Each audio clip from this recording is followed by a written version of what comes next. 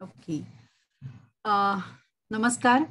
मंथन healthy mind संचलित मनोमेन्यू या दर गुरुवारच्या सत्र शृंखलेसाठी आपलं सगळ्यांचं मनापासून स्वागत. गेले 2 गुरुवार, मागची 2 सत्र जर काहींनी ऐकली असतील यापैकी, तर साधारण तुम्हाला एक अंदाज आला असेल की आम्ही कुठल्या विषयाबद्दल बोलतो आहोत. आणि तो विषय आहे तो म्हणजे भारतीय मानसशास्त्र किंवा मानसशास्त्रातल्याच अशा काय गोष्टी आहेत की ज्या भारतीय तत्वज्ञानातही लिहून ठेवल्या आहेत, भारतीय योगशास्त्रातही लिहून ठेवलेल्या आहेत. तर असा काहीसा एक वेगळा विचार देण्याचा याच्यामध्ये प्रयत्न आहे आमचा.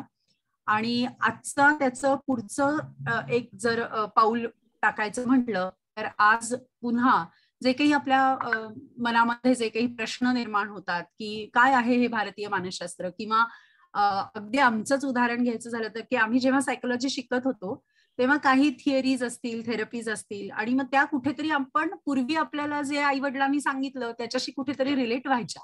आणि अरे हे आपल्यामध्ये पण सांगितलंय की, किंवा आमच्याकडेही असंच असतं, असा एक मोठ्या मंडळींचा एक रोख आपल्याला बोलताना नेहमी ऐकायला मिळतो की आपल्याकडे काही वेगळं सांगितलं नाहीये.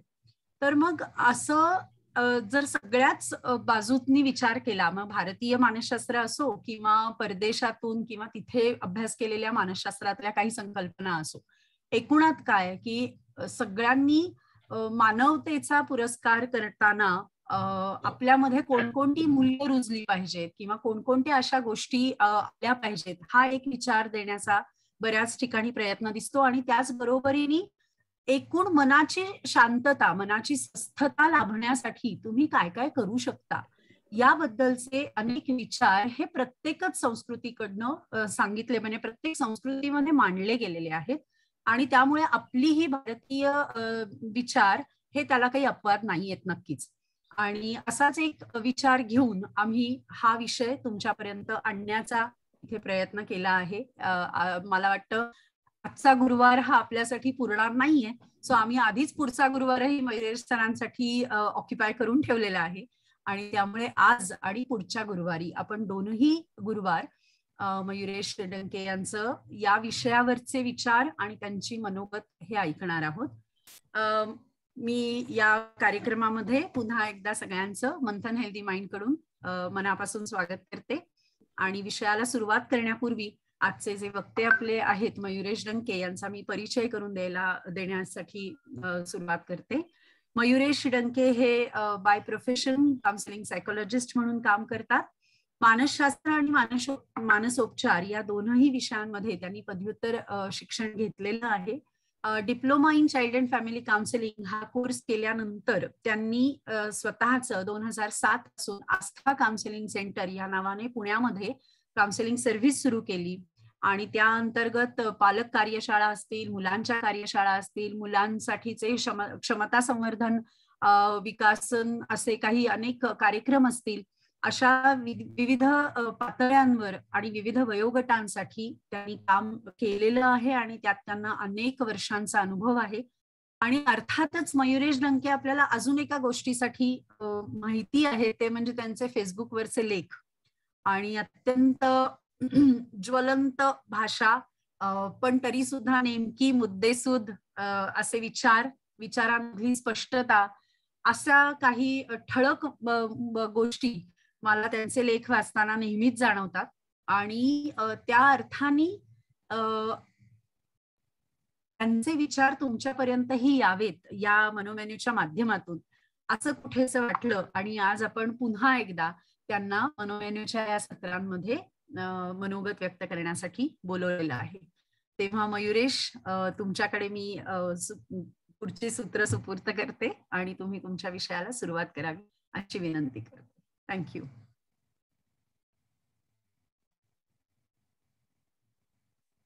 म्यूट अनम्यूट करायला हवंय.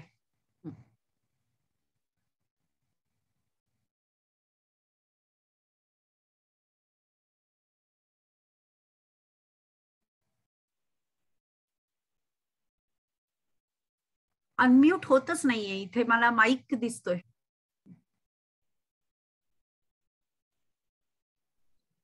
ओके. हा. येस. भारतीय मानसशास्त्र हा खूप जिव्हाळ्याचा विषय आहे माझ्या. त्याचं कारण केवळ भारतातच नाही तर भारताच्या बाहेर सुद्धा मी या विषयाच्यासाठी बराच भांडून आलेलो आहे. तर सुरुवात त्या प्रसंगापासून करतो ज्या प्रसंगामध्ये खरोखरच मला असं वाटलं की स्वत्व नावाचं जे काही असतं, आपलं स्वतःचं असं जे असतं, तर ते सांगावं कसं, किंवा आपणच बऱ्याच वेळेला आपल्याकडे असणाऱ्या गोष्टी की न सांगता किती दबून असतो आणि कोणीतरी काहीतरी अधिकारवाणीने सांगितलं की आपल्याला ते खरं वाटतं आणि वास्तविक पाहता ते तसं नसतं.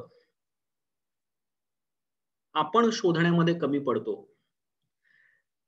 तर युनायटेड नेशन्स पीस युनिव्हर्सिटी नावाची जी युनिव्हर्सिटी आहे, जागतिक परिषदेची, तर त्या युनिव्हर्सिटीमध्ये एका पेपर प्रेझेंटेशनच्या साठी उभा होतो. त्या युनिव्हर्सिटीमधनं डॉक्टरेटचा कोर्स करताना माझ्या समोर 30-40 जण होते आणि मी तो मांडत होतो. जगभरातले अनेक लोक ते व्हिडिओ कॉन्फरन्सिंग मधनं ऐकतात. प्रत्यक्ष समोर मोठं पॅनल बसलेलं असतं. जनरली कॉन्फरन्सेसमध्ये पॅनल एवढं मोठं नसतं, पण युनायटेड नेशन्स पीस युनिव्हर्सिटीचं एक्झामिंग पॅनल खूप मोठं असतं. तर मी तो सगळा पेपर मांडला आणि मी खाली बसलो. त्याच्यावरती क्रिटिसायझिंग सुरू झालं आणि मग त्याच्यामध्ये ते आलं की जे जसं रश्मिताई म्हणाली की आम्हाला सिलेबसमध्ये असं शिकवलेलं असतं की ही पहिली अवस्था माणसाच्या विकासाची अशी असते, मग दुसरी अशी असते, तिसरी अशी असते, चौथी अशी असते. तर क्रिटिसायझिंग सुरू झाल्याच्या नंतर आपल्यासारखं नसतं की विरोधी पक्ष आणि सत्ताधारी पक्ष असे 2 जण भांडतायत आणि मग एकमेकांच्या मध्ये फार हमरी-तुमरीपर्यंत प्रकरणं जातात. असं नसतं तिथे. तर एक मुद्दा ते मांडतात आणि आपण तो खोडून काढायचा असतो. तर अपवाद आणि नियम सिद्ध करण्याचा एक प्रकार सध्याच्या म्हणजे मागच्या साधारण 150 वर्षांच्या मध्ये तो दिसतो. साधारण 200 वर्षांच्या पासून तो दिसतो की काहीतरी अपवाद काढायचा आणि मग त्यालाच नियम म्हणायचं आणि तो नियम सिद्ध करून दाखवायचा एखादं उदाहरण देऊन. तर तसा काहीसा प्रकार साधारण आपण जेव्हा पारतंत्र्यामध्ये होतो तेव्हापासूनचा विज्ञान युगाचा उदय म्हणून आपण जे बघतो, तर त्याच्यामध्ये तो झालेला दिसतो. त्या लेक्चरमध्ये तर तसंच झालं की ही पहिली अवस्था अशी असते, दुसरी अशी असते, तिसरी अशी असते. आता त्याच्यावरती नामवंत लेखकांची मोठी पुस्तकं आहेत. तर त्यांनी ते मत मांडलं आणि नंतर पुन्हा मला बोलायची संधी दिली. त्याला मी त्यांना श्रीपाद श्रीवल्लभांचं उदाहरण दिलं. श्रीपाद श्रीवल्लभांचं उदाहरण डॉक्युमेंटेड आहे आणि त्याच्यामध्ये ते असं म्हणलेलं आहे की त्यांची मुंज झाल्याच्या नंतर ते म्हणजे सहजगत्या वेद म्हणून दाखवायला लागले आणि सगळ्यांना आश्चर्य वाटलं. स्वाभाविक असतं की ही उदाहरणं मान्य होण्याच्या सारखी नसतात. मग त्यांनी पुन्हा विचारल्याच्या नंतर मी त्यांना पुन्हा दुसरं उदाहरण दिलं. ते ज्ञानेश्वर महाराजांचं दिलं. की वयाच्या 13व्या वर्षी त्यांनी जे जगाला सांगितलं, तर तो स्वप्रमाणित ग्रंथ नव्हता. तर ती टीका होती. ज्ञानेश्वरी ही भगवद्गीतेवरची टीका आहे. आपल्याकडे शाळेमध्ये भगवद्गीतेचा 13वा अध्याय, 14वा अध्याय, 15वा अध्याय म्हणायला सुद्धा 8व्या 9व्या वर्षी एक अध्याय पाठ म्हणून घ्यावा लागतो. आणि ज्ञानेश्वरांनी गीतेच्या वरची टीका 18 अध्यायांची टीका सांगितली. सच्चिदानंद बाबांनी ती लिहून घेतली. तर ती टीकाच त्यांच्या वयाच्या 13-14व्या वर्षी त्यांनी सांगितली आहे. एवढा प्रचंड अभ्यास हा 13-14व्या वर्षी करताना मागच्या 3 अवस्था या त्या चाइल्ड डेव्हलपमेंटच्या क्रमामध्ये येतात का? तर त्या येत नाहीत. असं मी त्याच्यामध्ये ठामपणे मांडलं. व्यक्तीच्या प्रायोरिटीज हे माणसाचे प्राधान्यक्रम हे अन्न, वस्त्र, निवारा, मग त्याच्यानंतर सुरक्षितता, त्याच्यानंतर लैंगिकता, त्याच्यानंतर आत्मसन्मान, प्रतिष्ठा, त्याच्यानंतर आत्मवास्तविकरण असेच जातात असं आम्हाला शिकवलंय. आम्हाला म्हणजे याच्यात आता बरेच जण मानसशास्त्राचे अभ्यासक आहेत, सगळ्यांना तेच शिकवलेलं आहे. पण मग ते विवेकानंदांच्या बाबतीत दिसत नाही, ते ज्ञानदेवांच्या बाबतीत दिसत नाही, ते अरुणीच्या बाबतीत दिसत नाही, ते भगतसिंगांच्या बाबतीत दिसत नाही, ते बाबू गेनूच्या बाबतीमध्ये दिसत नाही, ते हुतात्मा अनंत लक्ष्मण कान्हेरेच्या बाबतीमध्ये दिसत नाही, ते बालगंधर्वांच्या बाबतीत दिसत नाही. असं कसं काय? मॅस्लोचा नियम हा अपवादाने सिद्ध होण्याच्या सारखा नाही, असं मी ठामपणे भांडलो आणि त्यांना अनेक भारतीय उदाहरणं दिली.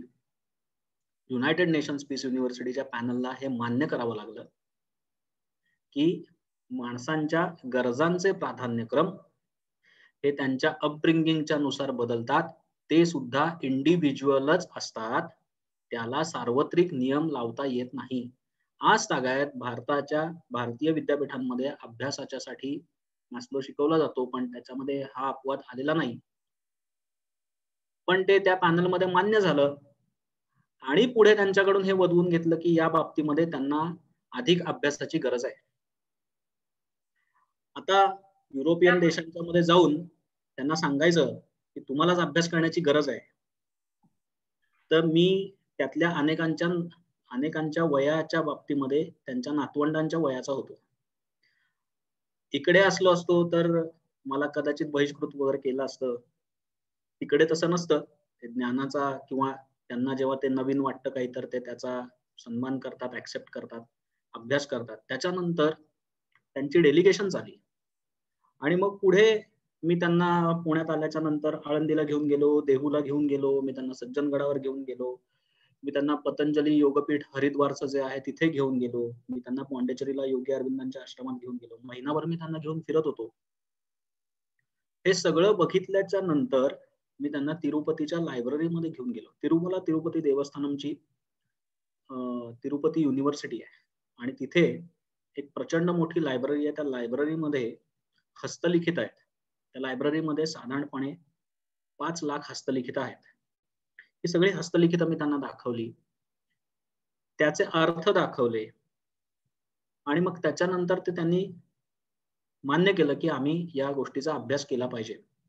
आता इतिहासाकडे जेव्हा आपण बघत असतो त्याला हे लक्षात घ्यायला पाहिजे की आपणच असं म्हणलेलं आहे की एव्हरी इंडिव्हिज्युअल इज युनिक आणि आपणच असं म्हणलेलं आहे की माणूस हा आयुष्याच्या शेवटच्या क्षणापर्यंत शिकतच असतो. त्याला शिकण्याच्यासाठी स्कोप आहेच. त्याच्यामुळे असा काही ठोस कालातीत त्रिकालबाधित सत्य वगैरे असा काही नियम मांडता येत नाही. अभ्यासक वाढत गेले की त्या विषयांना आपली आणखीन अंतर्दृष्टी तयार होत जाते, ज्याला आपण ऍप्टिट्यूड मध्ये फार महत्वाचं स्थान दिलेलं आहे. त्याला आपण इन्साइट असं म्हणतो. इन्साइट आणि फोरसाइट, अंतर्दृष्टी आणि तुमची भविष्याकडे बघण्याची दृष्टी, या दोन्ही दृष्टिकोनांना जर महत्व दिलं तर मग संशोधनामध्ये एक सकारात्मकता येऊ शकते. भारतीय मानसशास्त्र ही एक स्वतंत्र ब्रांच असून सुद्धा ती जगाच्या प्रगतीच्या दृष्टीने मागे का पडली, तर याचं कारण आहे की जगामध्ये ज्या वेळेला अभ्यासकांचा उदय झाला किंवा प्रिंटिंग सुरू झालं, तर त्यावेळेला आपण पारतंत्र्यात होतो. आपल्या भारतीय अभ्यासकांच्या प्रायोरिटीज या देशाला स्वतंत्र करणं, समाजाची जागृती करणं, आपापसांमधले वाद, तंटे, भांडणं ही सगळी विसरून एक होणं आणि आधी आपण स्वतंत्र होणं ही प्रायोरिटी होती. या 150 वर्षांच्या मध्ये आपण जर बघितलं तर आपल्याला असं लक्षात येईल की आपले विषय, भारतीय विषय या अभ्यासक्रमांमध्ये फारसे आले नाहीत. त्याच्यामध्ये डिक्टेटरशिप सुरू झाली. त्याच्या आधीच्या 300-400 वर्षांच्या मध्ये असं दिसतं की जेव्हा शिवाजी महाराजांचं राज्य आलं तर त्याच्या आधीच्या काळामध्ये जी आक्रमणं झाली, शकांची आक्रमणं झाली, हुणांची आक्रमणं झाली, अफगाणांची आक्रमणं झाली, मुघलांची आक्रमणं झाली. मला त्या इतिहासात जायचं नाही कारण अनेकदा त्याच्यामध्ये कॉन्ट्राव्हर्शियल स्टेटमेंट्स असू शकतात. पण हे डॉक्युमेंटेड आहे की जी आपली ज्ञान केंद्र होती, जिथे हे सगळं ज्ञान भांडार साठवलेलं होतं आणि विद्यार्थी तयार होत होते, ते जगभर जात होते, ती विद्यार्थी केंद्र सुरुवातीला नष्ट करण्यात आली. ती नष्ट करण्यात आली म्हणजे काय, तर त्याला प्रिंटिंग नव्हतं, झेरॉक्सिंग नव्हतं, कॉपिंग नव्हतं, स्कॅनिंग नव्हतं. हाताने लिहून काढायला लागायचं. आणि दुसरी पद्धत होती ती संथा, म्हणजे ते ज्ञान किंवा ते तत्व दुसऱ्याला मुखोद्गत होईपर्यंत शिकवायचं. दुसऱ्याने ते मुखोद्गत होईपर्यंत शिकल्याच्या नंतर मग पुढे त्याच्यावरती स्वतःचा विचार, स्वतःचं मंथन, स्वतःचं चिंतन, मनन हे सगळं करायचं. मग त्याच्यानंतर मग त्यांनी पुढे ते दुसऱ्याला शिकवायचं, अशी ती पद्धत होती. ही पद्धत सगळी ब्रेक झाली. याचं कारण ज्ञानाचा जो सोर्स होता तोच जाळून टाकण्यात आला. जे तक्षशिला किंवा नालंदा ह्याच्यासारखी विद्यापीठं जी जाळली गेली, तर इतिहास असं सांगतो की नालंदा विद्यापीठाची आग, पुस्तकं जळत होती 8 वर्ष. एका वेळेला 28,000 विद्यार्थी त्या विद्यापीठामध्ये शिक्षण घेत होते आणि ते स्नातक म्हणून बाहेर जायचे. त्या 28,000 विद्यार्थ्यांच्या पैकी 6,500-7,000 विद्यार्थी हे परदेशातून भारतात शिकण्यासाठी येत होते. सो शिक्षण केंद्रांचा ऱ्हास जो झाला त्याच्यानंतर पुढे ज्याला जसं जमेल, ज्याला जेवढं उमगलेलं असेल, जेवढं कळलेलं असेल, ते तेवढं शिकवत गेले आणि जगण्याचा एक नवीन संघर्ष भारतीय संस्कृतीमध्ये सुरू झाला. ज्या संघर्षामधून आपण आज तागायत बाहेर पडलेलो नाही. हे फार महत्वाचं आहे, की आपल्याला असं वाटेल, की आपण स्वतंत्र झालो आणि मग ते पुढे झालं. असं नाहीये. गेली 70-75 वर्ष आपण अजूनही त्या टॅबूवरती आहोत. एक विचित्र कॉन्फ्लिक्टमध्ये आहोत, की आम्ही म्हणतो ते आमचं खरं आहे, की जगाने आमच्यासाठी जे दिलेलं आहे आणि ज्याला आता नॉलेज असं म्हटलं जातं, तर तेच खरं आहे का? तर अशा एका संभ्रमावस्थेमध्ये आपण अजूनही आहोत. अशा या सगळ्या पार्श्वभूमीवरती भारतीय मानसशास्त्राची ओळख, तिचा परिचय काय आहे नक्की, आणि आपण मानसशास्त्राला भारतीय मानसशास्त्र असं का म्हणायचं? स्वतंत्रपणे ते असेल तर ते काय आहे? तर ह्याचा जरा परिचय करून घेणं आपण गरजेचं आहे. अगदी सुरुवातीला मी असं म्हणेन, की मानसशास्त्र हे माणसाच्या वर्तनाच्या अभ्यासाचं शास्त्र आहे. आणि माणसाचं वर्तन हे देश, काल, परिस्थिती, त्याची अनुवंशिकता, त्याच्या आजूबाजूचं वातावरण आणि ज्या संस्कृतीमध्ये तो माणूस जन्माला येतो, वाढतो, त्याच्या आजूबाजूचा समाज, या सगळ्या परिप्रेक्ष्यामध्ये त्याचं वर्तन घडत असतं. ह्या मूलभूत चौकटीमधूनच मानसशास्त्राकडे आपण बघणं गरजेचं आहे. असं जर आपण बघितलं तर असं लक्षात येईल, की ज्या मानसशास्त्रीय संकल्पना, रचना, मानसशास्त्रामधले इझम म्हणजे संप्रदाय वेगळे-वेगळे, हे जे सगळे जन्माला आले, हे जन्माला येताना जगामध्ये काय परिस्थिती होती? म्हणजे ज्यावेळेला विवेकनिष्ठ उपचार पद्धती, तर्कनिष्ठ उपचार पद्धती, cognitive behavioural therapies, rational emotive behavioural therapies, फ्रॉइडने मांडलेले सिद्धांत, ॲडलरनी मांडलेले सिद्धांत, युंगनी मांडलेले सिद्धांत, एरिक बर्ननी मांडलेले सिद्धांत, याच्यामध्ये अरिस्टॉटल आहे, याच्यामध्ये प्लेटो आहे.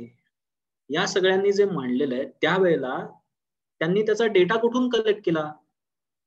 ही थिअरी मांडण्याच्या आधी त्यांनी अभ्यास कुठून केला?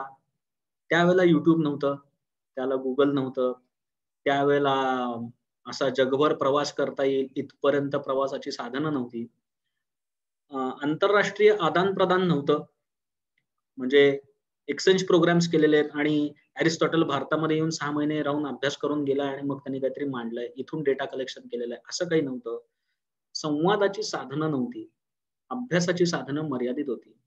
अशा वेळेला त्यांनी या थिअरीज नेमक्या कशाच्या अभ्यासाने मांडल्या? तर रिसर्च मेथोडॉलॉजी असं मानतं, की डेटा इज इम्पॉर्टंट. हा डेटा कुठून कसा काढला? कुठून मिळवला? सॅम्पल्स कुठून घेतली? कशी घेतली? तर असं लक्षात येईल की आजूबाजूच्याच 100, 200, 500 किलोमीटर्सच्या पेरिफेरी मधूनच सॅम्पलिंग झालेलं असणार आहे. जगभर प्रवास कुठे केलेला आहे? त्यांनी फार फार तर त्याच्या आजूबाजूच्या समाजामधली निरीक्षणं, सर्वे, ज्या संशोधन पद्धती आहेत, त्या सगळ्या संशोधन पद्धतींचा अभ्यास जरी केलेला असला तरी त्यांचा डेटा त्या देशाच्या बाहेर गेलेला नाही. मग त्यावेळेला त्या देशामध्ये किंवा त्या समाजामध्ये, त्या संस्कृतीमध्ये समस्या काय होत्या? लोक कुठल्या प्रश्नांशी झगडत होते? त्यांच्या समोरच्या अडचणी काय होत्या? त्यांना मानसिक समस्या कशा येत होत्या? या सगळ्यावरती त्यांनी अभ्यास करून उत्तरं शोधली. ती त्या देशातल्या तत्कालीन परिस्थितीशी संबंधित होती. आज आपण ज्यावेळेला काउन्सिलिंगच्या केसेस करतो, बघतो, त्यावेळेला आपल्याला असं लक्षात येईल की यातल्या अनेक थिअरीज मध्ये तंतोतंत फिट बसेल अशी भारतीय उदाहरणं शोधून काढणं दुरापास्त आहे. अत्यंत अवघड आहे.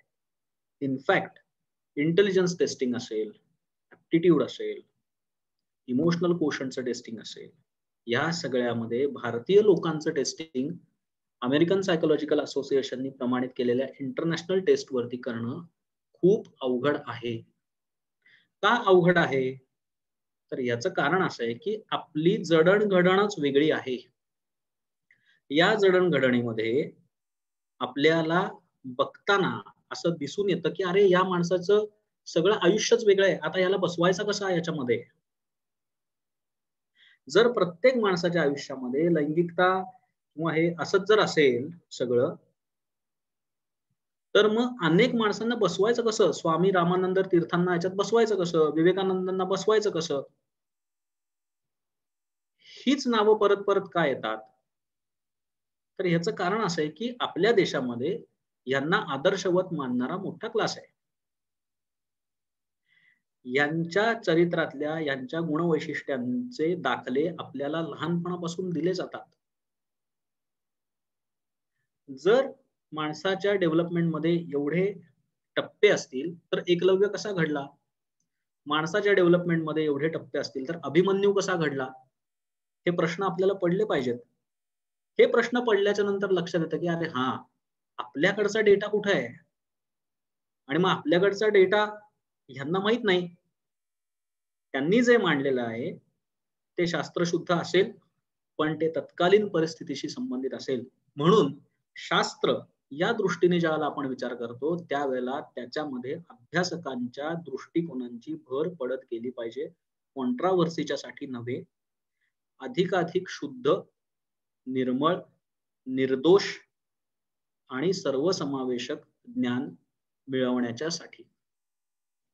या दृष्टीने जर आपण बघितलं तर आपल्याकडे जे प्रिंटेड अवेलेबल आहे आता, अशा सगळ्या साहित्याचा अभ्यास आपण केला पाहिजे. तर वेद, उपनिषद, काही ग्रंथ ज्याच्यामध्ये योगसूत्र आहेत, ज्याच्यामध्ये अष्टांग मार्ग आहे, ज्याच्यामध्ये दासबोध आहे, अशा अनेक ग्रंथांचा अभ्यास तत्कालीन परिस्थितीच्या नुसार किंवा त्याच्यावरती सुचवलेल्या उपाययोजनांच्या नुसार आपण करणं गरजेचं आहे. आता भारतामध्ये विद्यापीठ या दृष्टीने उदय कधी झाला? म्हणजे मी मुद्दामच खोलात जातोय तर ते लक्षात घेण्याच्यासाठी, कारण आपल्याकडे विद्यापीठ नावाची यंत्रणा खूप वेगळी होती. आपल्याकडे गुरुकुल पद्धती होती. त्याच्यामुळे स्टँडर्डायझेशन सर्टिफिकेट, ठप्पा, डिग्री सर्टिफिकेट असा प्रकार नव्हता. ही आश्रमातून शिकवली जाणारी पद्धत काय होती हे जर बघायचं असेल तर मी अगदी सगळ्यांना असं आवर्जून सुचवेन की रामशास्त्री नावाचा जो सिनेमा आहे तो जरूर बघावा. तर रामशास्त्री सिनेमामध्ये असं ते दाखवलेलं आहे आणि त्याचे दाखले पण आपल्याला मिळतात की 13-14 वर्ष गुरुच्या घरी शिकल्याच्या नंतर जेव्हा शास्त्री होतो त्यावेळेला त्याला मानाची शालजोडी, भिगबाळी ही घातली जाते आणि त्याला ते मानपत्र दिलं जातं. आपण हे बघितलं असेल की अशा अनेक ज्ञानक्षेत्रांच्या विद्वान सभा होत्या. जशी पैठणची विद्वान सभा होती, तशी वाराणसीची विद्वान सभा आहे. मी त्या सभेमध्ये गेलेलो आहे आणि मी हे बघितलेलं आहे की तिथे अभ्यास कसा चालतो. तशीच एक कोचीला विद्वान सभा आहे, बेंगलोरला आहे. या सगळ्या विद्वान सभांच्या मध्ये मी स्वतः प्रत्यक्ष गेलोय, राहिलोय. मी ते बघितलंय की त्यांचं अध्ययन कसं चालतं. तर तिथे काही युनिव्हर्सिटीचं स्टँडर्डायझेशन सर्टिफिकेट नसतं आणि त्यांचं नॅकचं इन्स्पेक्शन काही त्या काळात होत नव्हतं. तर गुरु ठरवायचे की हा शिष्य पात्र आहे की नाही, आणि मग नंतर तो शिष्य त्याचं गुरुकुल किंवा त्याच्या पद्धतींच्या प्रमाणे तो जात असे. त्याचं अध्ययन जे व्हायचं ते 14 विद्या आणि 64 कला असं सगळं एकत्र व्हायचं. त्याच्यानंतर मी कुठल्या क्षेत्रात काम करायचंय ह्याचं स्वातंत्र्य त्या विद्यार्थ्याला असायचं. अगदी सुदैवाने थेट 21व्या शतकामध्ये जर हेच स्वातंत्र्य कनेक्ट करायला गेलो तर आत्ताच्या नवीन राष्ट्रीय शैक्षणिक धोरणामध्ये हे स्वातंत्र्य देण्यात आलेलं आहे. हे पूर्वी नव्हतं. म्हणजे मिळतानाच ज्ञान इतकं लिमिटेड मिळायचं की त्याच चौकटीमध्ये काम करण्या वाचून पर्याय नसायचा. तुम्हाला चौकटी मोडायच्या असतील किंवा तुम्हाला स्वतःच काही करायचं असेल तर तुम्हाला त्याच्यासाठी वेगळ्या मार्गाने किंवा आणखीन एक्स्ट्रा शिकणं जरुरी असायचं. या सगळ्यामध्ये स्नातक तयार होण्याची प्रक्रिया, भारतातली प्रक्रिया आणि अन्य देशांमधली प्रक्रिया याच्यामध्ये प्रचंड फरक होता. पूर्व प्राथमिक शिक्षण, प्राथमिक शिक्षण, पूर्व माध्यमिक शिक्षण, माध्यमिक शिक्षण, पूर्व उच्च माध्यमिक शिक्षण, उच्च माध्यमिक शिक्षण, विद्यापीठाचं शिक्षण, अशी जी हायरार्की आता आपल्याला दिसते, असा जो क्रम आपल्याला दिसतो, पूर्वी तो तसा नव्हता. 8व्या वर्षाच्या नंतर गुरुच्या घरी जाणे, 14 वर्ष राहणे. मग भारतरत्न स्वर्गीय पंडित भीमसेन जोशी हे सुद्धा गुरुकुल पद्धतीमधून शिकले. उस्ताद बिस्मिल्ला खान हे पण गुरुकुल पद्धतीतून शिकले. उस्ताद झाकीर हुसेन हे सुद्धा गुरुकुल पद्धतीतूनच शिकले. आत्ताच्या विद्यमान काळामध्ये पंडित संजीव अभ्यंकर हे सुद्धा गुरुकुल पद्धतीतून शिकले आहेत. पण गुरुकुल पद्धतीतून शिकल्याच्या नंतर त्यांच्या नावामागे पंडित असं एक नामाविधान लागतं, त्याचं सर्टिफिकेट नसतं. भारतीय शास्त्रज्ञांच्याकडे प्रमाणपत्र नाही, पण त्यांच्याकडे ज्ञान आहे. हा मोठा फरक आहे. ते ज्ञान ग्रंथ रूपाने आजही जिवंत आहे. या सगळ्या ग्रंथांचा मी ज्याला अभ्यास करत गेलो त्याला मला असं लक्षात आलं की वेद किंवा उपनिषद यांच्या निर्मितीचा काळ हा इसवी सन पूर्व 7000 आहे. म्हणजे हे फार महत्वाचं आहे की आपल्याकडे माणसाच्या वर्तनाबद्दल जे लिहिलं गेलेलं आहे ते कसं कुठून लिहिलं गेलंय.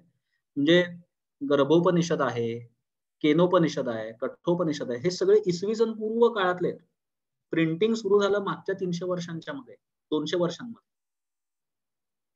याच्या आधी हे सगळं लिहिलेलं आहे. आता हे प्रिंट टेक्नॉलॉजी मध्ये हळूहळू या एक गोष्टी यायला लागल्या, पण हे समजून घेणं जरुरी आहे. महाभारताचा किंवा गीतेचा काळ ज्याच्यावरती ज्ञानेश्वर महाराजांनी टीका केली ती 13व्या शतकात केली.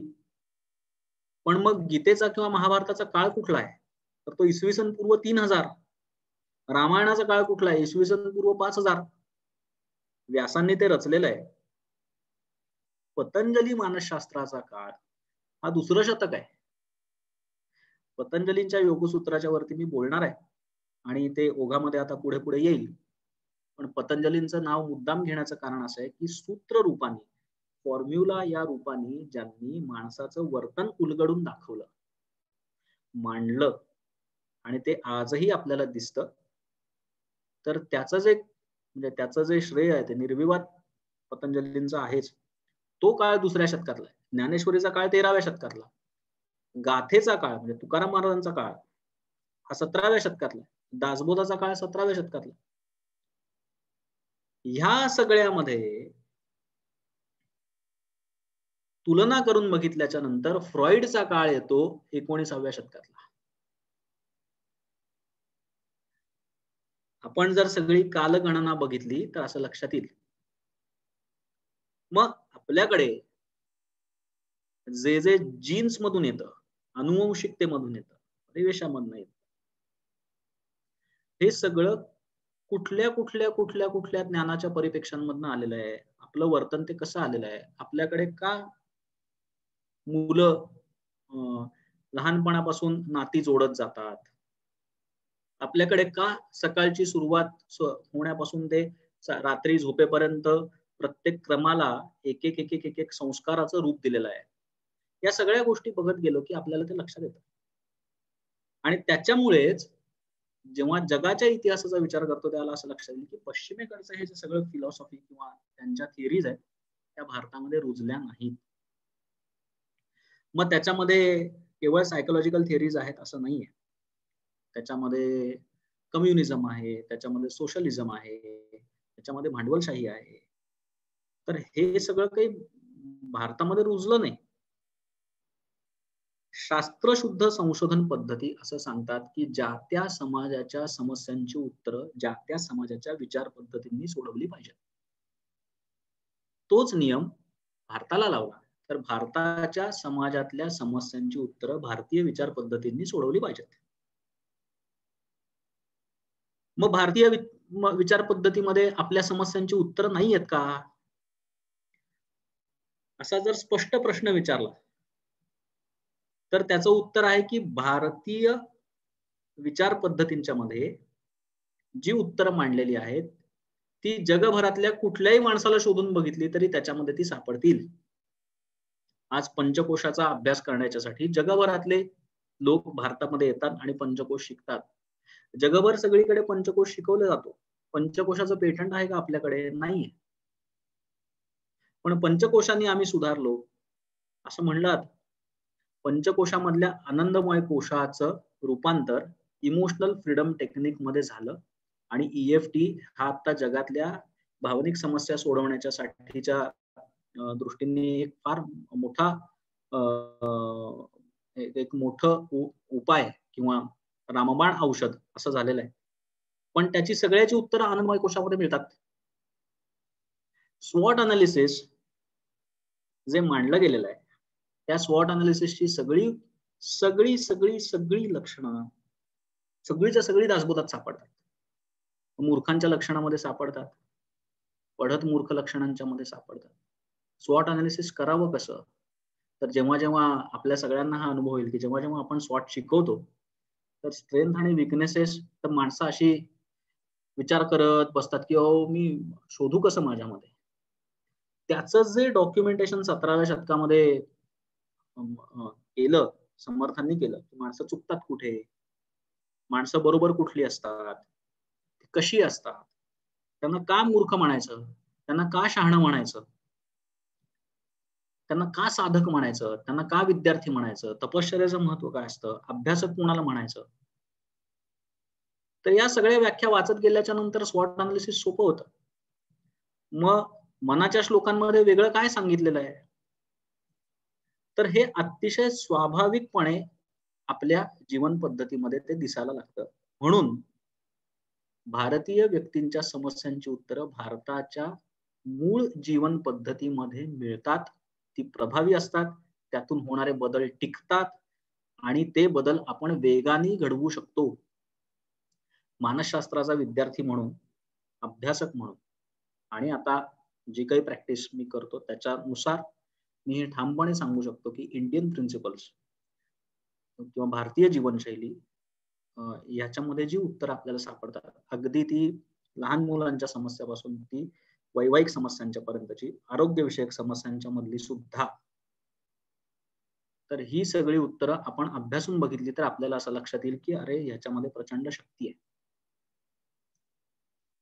दुसरं महत्वाचं भारतीय मानसशास्त्राचं तत्व असं आहे की कुटुंब हा भारतीय मानसशास्त्रातल्या सगळ्या विचारसरणीच्या मधला केंद्र बिंदू आहे. मी किंवा आय हा मुद्दा खूप कमी आहे. आम्ही, वयम, आम्ही हा मुद्दा महत्वाचा आहे.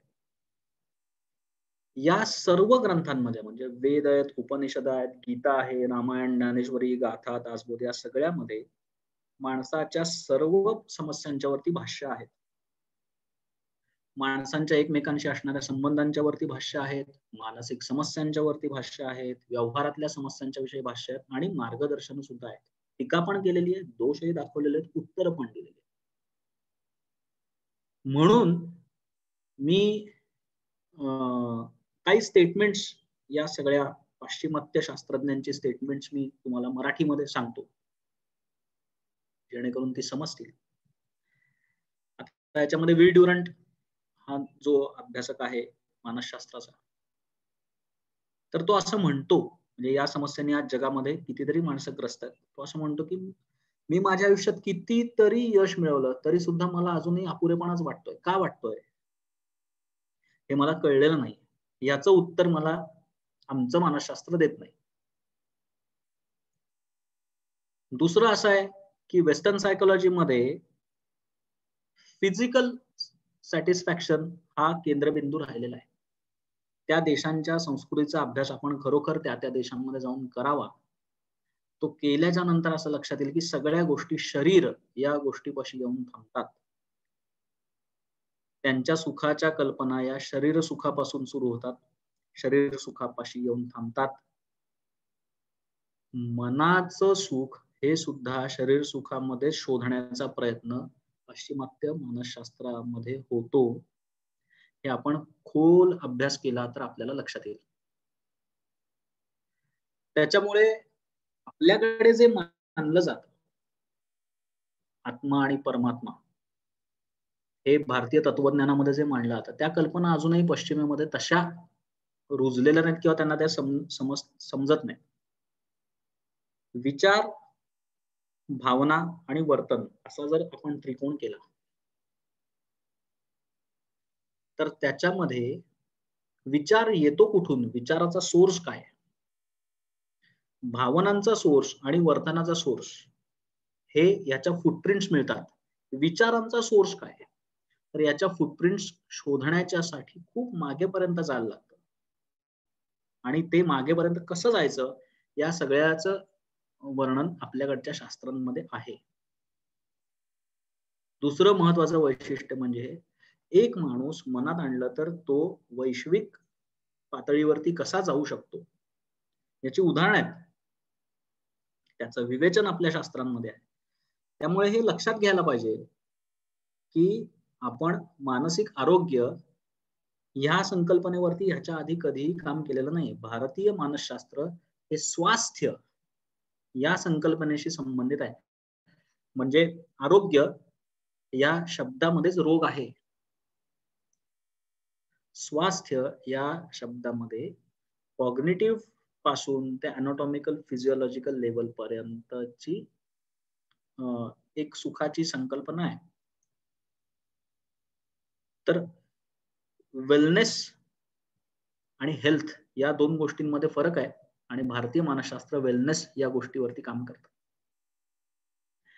मग हा वेलनेस कसा दिसतो, तर आपल्याला ते दिसेल की आपल्याकडे माणसाच्या वर्तनाकडे सामाजिक दृष्ट्या, भावनिक दृष्ट्या आणि वार्तनिक दृष्ट्या त्याच्या जीवनशैलीकडे बघायला पाहिजे आणि ती सुसंगती तशीच असते. मग माणसाचं जीवन सुसंगत करण्याची जबाबदारी ही आपल्याकडच्या 3 संस्थांच्या मध्ये होती. त्यातली पहिली म्हणजे कुटुंब संस्था, दुसरी गुरुगृही, त्याचं जे बिहेवियरल मॉडिफिकेशन होत होतं, आणि तिसरं त्याच्यामध्ये 3 अंग आहेत परत, सामाजिक, सांस्कृतिक आणि आध्यात्मिक. तर गुरु संस्था, शिक्षण संस्था वेगळी आणि गुरु संस्था वेगळी, मेंटॉरशिप असं आपण त्याला म्हणतो. म्हणजे आत्ताचे प्रचलित सगळे संप्रदाय, मग त्याच्यामध्ये आर्ट ऑफ लिव्हिंग असेल, प्रजापिता ब्रह्मकुमारी यांचं SSY सिद्ध समाधी योग असेल, विपश्यना असेल, या सर्व हे जे संप्रदाय आहेत, हे सगळे संप्रदाय, या सगळ्या गुरुसंस्था या काय सांगतात, कुठल्या प्रकारचं मेंटॉरिंग करतात, तर सामाजिक, सांस्कृतिक आणि आध्यात्मिक. ते कुठून करतात? स्वतःच्या मनाने करतात? स्वतःच्या मनाने नाही करत. हे डॉक्युमेंटेड आहे आणि मग ते त्याच्यातून उत्तर देतात. अनेक देशांमधल्या हजारो अभ्यासकांनी आपल्याकडे येऊन या 3 पैलूंनी माणसाच्या वर्तनामध्ये शाश्वत बदल कसे करता येतील आणि ते बदल भक्कम कसे राहतील ह्याच्यावरतीच अभ्यास केला. आणि मग ते हे सगळं ज्ञान घेऊन गेले. युएन सेंग हा जो चीनी अभ्यासक होता तो आपल्याकडे राहिला इथे 12-14 वर्ष आणि मग ते ज्ञान घेऊन तो चीनमध्ये गेला. ते उदाहरण आहे आपल्याकडे. का आहे? कसं आहे? ह्याचं कारण आहे की भारतीय जीवनशैलीमध्ये माणूस आणि त्याचं निसर्गाशी असणारं नातं, पंचभूतांची उपासना, त्याचं पर्यावरणाशी असणारं नातं, त्याचं कुटुंबाशी असणारं त्याचे बंध, सामाजिक बांधिलकी म्हणजे भारतीय सामाजिक बांधिलकी आणि अन्य देशांमधली सामाजिक बांधिलकी याच्यात खूप फरक आहे. राष्ट्र म्हणजे आम्ही देव कोणाकोणाला मानतो? तर आम्ही आमच्या मातृभूमीला पण देव मानतो. आमची तिच्याशी अस्मिता का आहे? आमच्या अस्मितेचा तो मुद्दा काय? कारण आम्ही तिला आई मानतो. तर जगातल्या कुठल्याही देशाचं राष्ट्रगीत जरी काढून बघितलं तरी आपल्याला भारतीय मानसशास्त्र दिसेल. की वंदे मातरम का म्हणायचं? कुठल्या देशातलं राष्ट्रगीत आहे? माझ्याकडे 450 देशांची राष्ट्रगीत आहेत आणि त्याचं मराठीत केलेलं भाषांतर पण आहे. तर हे भाषांतर वाचताना मला एकही देश भारताच्या व्यतिरिक्त असा दिसला नाही की त्यांनी त्यांच्या मातृभूमीला आई मानलेलं आहे. सगळीकडे त्या देशाच्या श्रेष्ठत्वाचं वर्णन आहे, पण देशाला आई नाही म्हणलेलं. तर हे सगळे जे जन्मापासून भावबंध तयार होत जातात माणसाचे, त्या सगळ्या वर्तनाची चौकट आपण अभ्यासली पाहिजे, कारण त्याच्यावरतीच त्या माणसाचे सगळे विचार, भावना आणि वर्तन म्हणजे कृती हे अवलंबून आहे. हे सगळ्या जगाच्या दृष्टीने आकर्षण आहे. म्हणजे अजूनही मी ज्या वेळेला जगभरातल्या लोकांशी बोलतो, म्हणजे आता लिंक्डइन नावाच्या प्लॅटफॉर्मवरून मी साधारणपणे एक 53,000 सायकोलॉजिस्टशी जोडला गेलेलो आहे जगभरातल्या. तर मी ज्या वेळेला त्यांना आता त्यांना ते माहिती झालेलं आहे आणि कायम मला ते त्या गोष्टीवरती बोलायला सांगतात की राम आणि भरताची जी भेट झाली ती राम वनवासामध्ये असताना झाली आणि त्यावेळेला रामाने त्याला सांगितलं की मला आग्रह करू नकोस, मी येणार नाही. भरत सांगतोय की नाही नाही, हे राज्य तुमचंच आहे, ते तुम्ही घ्या. आणि राम असं सांगतोय की नाही नाही, मी माझ्या वडिलांना शब्द दिलाय आणि तो शब्द मी पाळेन. सीता म्हणते की नाही नाही, माझा नवरा जे सांगतो ते मी फॉलो करणार. लक्ष्मण असं म्हणतो की जिथे राम आहे तिथे मी आहे, त्यामुळे तू आम्हाला कोणालाही कन्व्हिन्स करण्याच्या भानगडीत पडू नकोस, तू जा. आता भरताची लाईन ऍक्च्युअली क्लिअर झाली. जर माणूस आयुष्यभर स्वार्थीच असतो असा फ्रॉइडचा सिद्धांत मान्य केला तर भरताची लाईन इथे क्लिअर झाली. मग भरताने राज्य करायला पाहिजे, पण तसं दिसत नाही. भरताने रामाच्या पादुका घेतल्या आणि त्या सिंहासनावरती ठेवून त्यांनी राज्य केलंय. आता हेच उदाहरण असंच्या असं उदाहरण आत्ताच्या म्हणजे एखाद्या देशाच्या संपूर्ण इतिहासाच्या दृष्टीने 250-300 वर्षांचा काळ, 400 वर्षांचा काळ हा खूप छोटा असतो. पण हेच उदाहरण शहाजी राजांच्या बाबतीमध्ये दिसतं की शेवटची जी निजामशाही होती, शहाजीराजे ती चालवत होते. तर मुर्तजा नावाच्या निजामशहाला मांडीवर घेऊन शहाजीराजांनी निजामशाही चालवली, स्वतः ताब्यात घेतली नाही. शेवटचा बादशाह जो होता निजामशाही मधला, त्याला शहाजीराजांनी मांडीवर घेतला आणि निवाडे केले.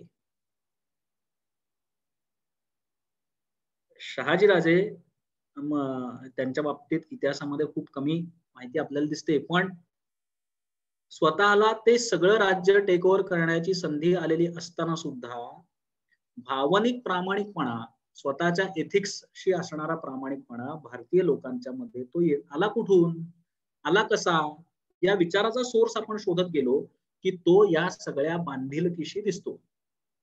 कुटुंब, समाज, राष्ट्र, पर्यावरण या सगळ्यांच्या असणाऱ्या बांधिलकीशी दिसतो. मग हे बंध जुळतात कसे याचा अभ्यास जगभरामध्ये सगळे अभ्यासक करत होते. आणि मग त्याच्यामधनं त्यांच्या असं लक्षात आलं की भारतीय जीवनामध्ये 2 गोष्टी अत्यंत महत्वाच्या आहेत, ज्याच्यावरती भारतीय लोकांचं वर्तन अवलंबून आहे. त्यातली पहिली गोष्ट आहे श्रद्धा, फेथ, आणि दुसरा मुद्दा आहे मूल्य, व्हॅल्यूज. आपण आपला सगळा इतिहास बघितला तरी सुद्धा आपल्याला दिसेल की आपल्याकडे श्रद्धा आणि मूल्य ह्या 2 गोष्टींना प्रचंड महत्व आहे. आणि ही सगळी जीवन मूल्य रुजवण्याचं काम घरोघरी प्रत्येक कुटुंबामध्ये होत होतं. त्याचा गाजावाजा कुठेही केला जात नव्हता. म्हणजे अतिथी देवो भवचे बोर्ड लावून अतिथी देवो भव होऊ शकत नाही. सकाळी दारामध्ये वासुदेव आल्याच्या नंतर त्याला त्याच्या पदरात दान घालायचं असतं. हे आपल्याकडे संस्कारात ना आलेलं आहे.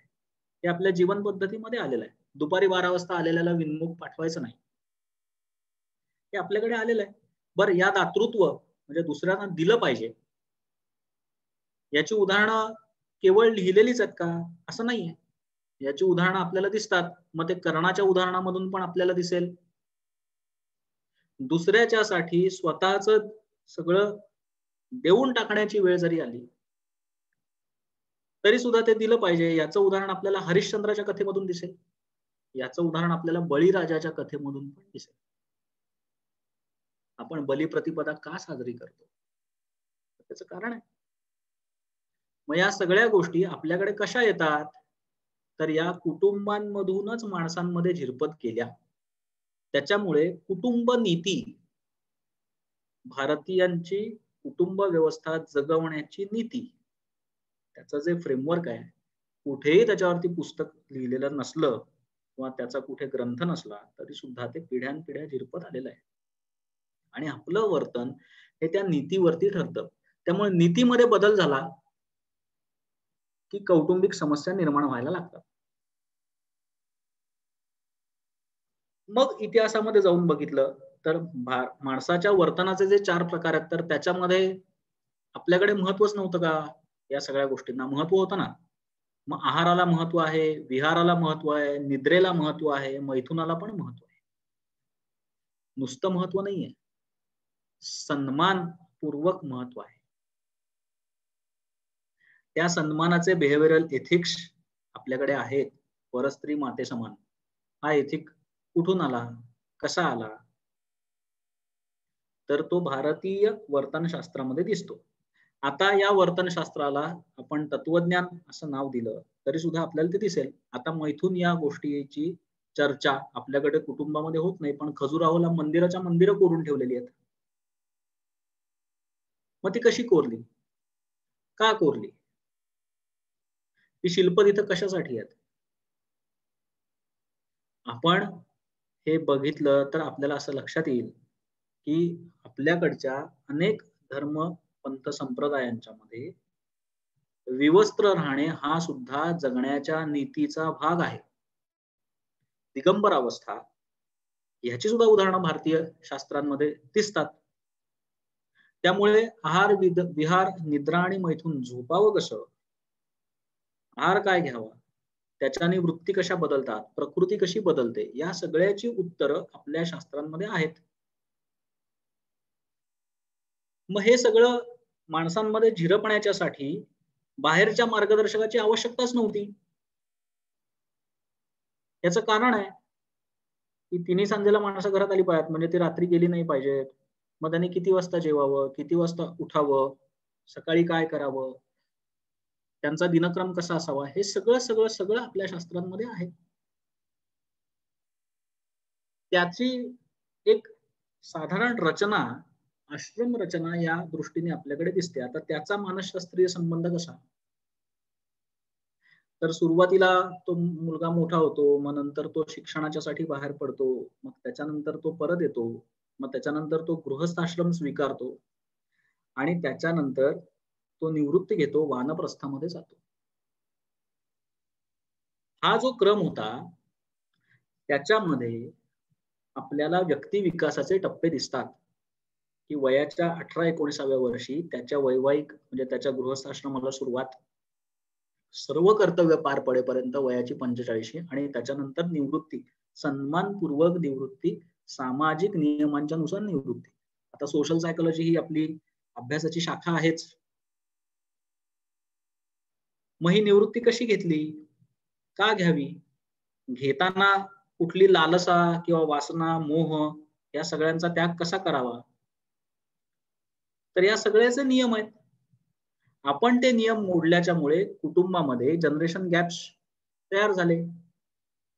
आपण एक एक चौकटी मोडत गेल्याच्या नंतर 2 पिढ्यांच्या मधले संघर्ष सुरू झाले. त्यामुळे वयाच्या 18व्या वर्षापासून वयाच्या 45 पर्यंत सगळ्या ऐहिक उपभोगांना स्वीकारून स्वतःच्या कर्तव्यांना न्याय कसा द्यायचा आणि ती इती कर्तव्यता पूर्ण करून पुन्हा आपल्या वानप्रस्थामध्ये परत कसं जायचं, म्हणजे त्याग कसा करायचा, या सगळ्याचं मॉडेल इंडियन बिहेवियरल सायन्सेस मध्ये होतं. मग त्याच्यामध्ये ज्यांना आणखीन अभ्यासच करायचा आहे तर लौकिक शिक्षण 8 वर्षाचं घ्या. ज्यांना विशेष अभ्यास करायचा त्यांनी 12 वर्ष शिकावं, त्यांनी 14 वर्ष शिकावं, त्यांनी 2 तप शिकावं, अशी मॉडेल्स होतीच. मग त्याच्याप्रमाणे आपल्याला ते दिसतं की 12 वर्षांची तपश्चर्या केली, 14 वर्षांची तपश्चर्या केली, त्याला पुरुषचरण असं म्हणतात. ते दिसतच होतं. माणसाची ऊर्जा, लॉ ऑफ एनर्जी, हा एक शास्त्रीय नियम आहे. भारतीय मानसशास्त्रामध्ये व्यक्तीमधली ऊर्जा याच्यावरती विशेष भाष्य केलेलं आहे. ते कठोपनिषदामध्ये दिसतं, केनोपनिषदामध्ये दिसतं, मांडुक्य उपनिषदामध्ये दिसतं. ते तेजोपनिषद नावाचं एक स्वतंत्र उपनिषद आहे, त्या तेजोपनिषदामध्ये पण दिसतं. या सगळ्या ऊर्जेचे 4 पैलू मांडलेले आहेत. नैसर्गिक ऊर्जा, शारीरिक ऊर्जा, मानसिक ऊर्जा आणि भावनिक ऊर्जा. आणि त्या ऊर्जेचे 2 प्रकार केलेले आहेत, ओज आणि तेज. आपल्याकडे माणसाच्या मध्ये ओज आणि तेज हे कुठल्या वयापर्यंत अत्यंत नैसर्गिक रूपात तेजपुंज असतं. त्या वयामध्येच त्यांनी पुढची पिढी जन्माला घातली पाहिजे असा संकेत होता. मग ही ऊर्जा कशी यावी, भावनांमधली सुलभता कशी असते, सुसंगती कशी असते, ऊर्जेचा प्रवाह कसा वाहतो, हे सगळं होतं. त्याच्यामुळे ओज आणि तेज या गोष्टींना फार महत्व होतं.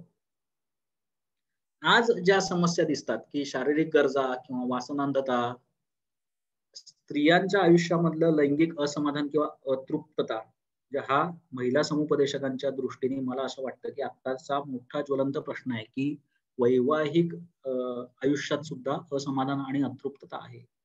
किंवा भारतीयांच्या आयुष्यात आता नव्याने आलेले प्रश्न विवाहबाह्य किंवा अनैतिक लैंगिकता आहे, लैंगिक शोषण आहे, लैंगिक अत्याचार आहे, लैंगिक गुन्हेगारी आहे. ह्याचं प्रमाण अत्यंत अल्प होतं. का अल्प होतं, याचं कारण हे आहे की डेव्हलपमेंटल माइलस्टोन्स मध्ये निसर्ग कधीही चुका करत नाही आणि भारतीयांनी कायम त्यांच्या आयुष्याचं निसर्गाशी नातं जोडलं. आता ह्याच्यामध्ये काळाच्या नुसार किंवा काही अपभ्रंश होतात किंवा ह्याच्यामध्ये, तर ते बालविवाहापर्यंत आलं वगैरे, त्याची कारणं समाजशास्त्रामध्ये असतील, मला त्याच्यात जायचं नाही.